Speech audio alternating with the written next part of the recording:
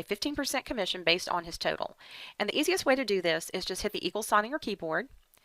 We're going to take G8, which is Mr. Long's total, and we're going to multiply it times G3, which is the commission rate.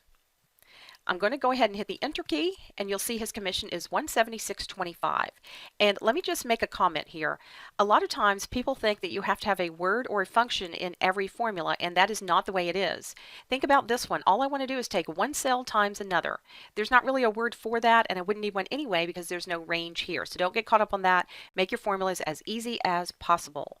But let me show you what's going to happen in this case if I use my fill handle and just copy this down.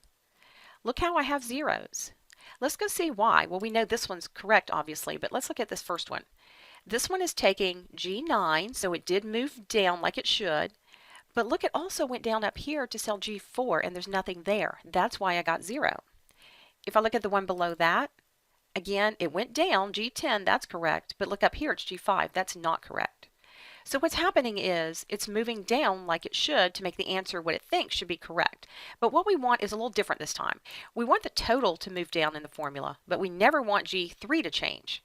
What we're going to do is in the formula itself, we're going to make G3 what we call absolute. The way you do this is make sure you're clicked in the formula where the G3 is. It doesn't matter if you're in front of the G, behind the 3, or in the middle of it, just as long as you're in G3. And you're going to insert $signs in front of the G and in front of the 3. Yes, you can type them, but you can also use on your keyboard your F4 key, and that will actually put those in for you. I'm going to go ahead and type mine in right here real quick, and what you're going to see is that I'm going to actually hit the enter key, and now I've got my same answer, but now it's absolute. The way you actually read this is you want to say G8 times the absolute value of G3.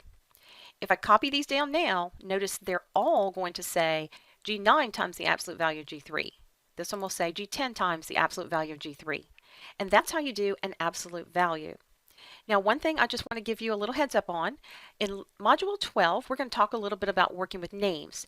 You do have the ability, if you'd like,